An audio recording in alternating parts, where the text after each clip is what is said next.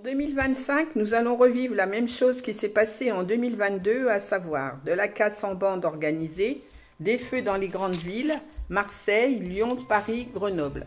Des lieux vandalisés, des vitrines, des boutiques cassées, du pillage, du vandalisme, des agences bancaires en feu, des prises d'otages, des lieux touristiques renommés qui vont être entièrement détruits.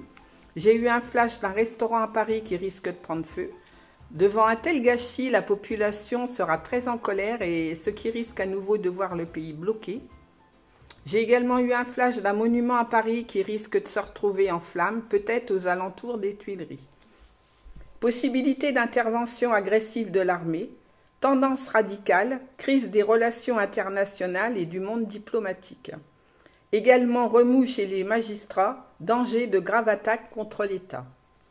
Nous allons aussi voir arriver une cyberattaque de grande envergure qui va bloquer de nombreuses administrations au niveau Internet, telles que les banques, les hôpitaux, et avoir de graves conséquences avec les pirates de l'informatique. L'immobilier et les banques devraient connaître leur lot de problèmes, surtout les crédits immobiliers, à moins d'un gros apport financier. Transport. Comme en 2024, de nouvelles grèves verront le jour, mais cette fois-ci, en raison de la grogne des transports, le pays pourrait être bloqué.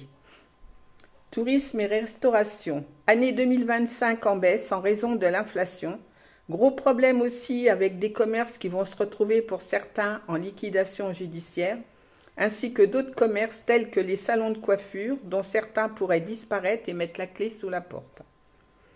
Internet. Avec les nouvelles technologies et les progrès, nous allons passer à l'intelligence artificielle dans les années à venir, au risque de faire du dégât et surtout de voir arriver une grande attaque cybernétique. Travail. Beaucoup de licenciements en raison de l'inflation. La population est de plus en plus pauvre. Certains ne pourront plus joindre les deux bouts et finiront par venir taper au restaurant du cœur pour certains et d'autres se retrouver à la rue. Enfin, que cela soit dans le monde de l'agriculture, le commerce, le bâtiment, l'édition, l'automobile, tout est en perte de vitesse. Les Français n'achètent plus pour cause de manque d'argent. La faute au gouvernement et son ministre qui n'ont rien fait pour redresser le pays. Et l'année 2025 sera un copier-coller de 2024. L'Union européenne va connaître beaucoup de turbulences et connaître une phase délicate. D'autre part, on peut s'attendre à de nouveaux scandales liés à des malversations et des pots de vin, qui pourraient faire la une de la presse. Nous allons assister aussi à des ruptures de traités sur le plan économique et politique, ainsi que des procès retentissants qui feront la une des médias et des journaux. La justice subira de sérieux contre-coups, les conflits vont s'envenimer, les esprits vont s'échauffer, la fièvre va grimper ainsi que la colère, et à la suite de tout cela, l'équilibre nécessaire à la paix mondiale sera temporairement rompu, et malheureusement des conflits risqueront encore d'éclater, avec des possibilités de conflits d'autorité et de rupture dans les affaires étrangères. Bien entendu, notre président ne pourra plus rien faire car beaucoup de ministres vont demander sa destitution en raison de son bilan catastrophique. De ce fait, il va perdre sur tous les fronts, il risque gros. Attention à lui, son échec va être cuisant et Jupiter ne sera plus que l'ombre de lui-même et le mal sera atteint à son paroxysme. Devant cette hécatombe de destruction, le tourisme étranger va commencer à prendre une autre direction, tant l'image de notre pays va être entachée et sera mise à mal par les médias, ce qui pourrait amener dans l'avenir une baisse du tourisme étranger qui aura un impact catastrophique au niveau financier. Concernant les ministres, Gérald Darmanin ne restera pas à son poste. Je ressens un scandale au niveau de son ministère qui risque de lui attirer des gros problèmes.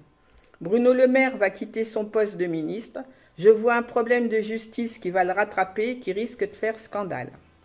Marine Le Pen va continuer son combat avec son président Jordan Bardella, qui va aller loin dans les années à venir. Malheureusement pour elle, je ressens un deuil qui va la déstabiliser, mais c'est une battante et elle se relèvera. Anne Hidalgo ne devrait plus être maire de Paris en raison de sa fonction qu'elle a mal gérée. Ses dépenses financières personnelles vont la rattraper. Peut-être aurons-nous un effet de surprise en la personne de Gabriel Attal qui pourrait prendre sa place. Éric Dupond-Moretti pourrait se retrouver lui aussi avec une affaire de justice. Et pour finir, on va revoir Édouard Philippe qui va commencer à préparer sa future élection pour 2027. Voilà pour la politique qui était un gros dossier.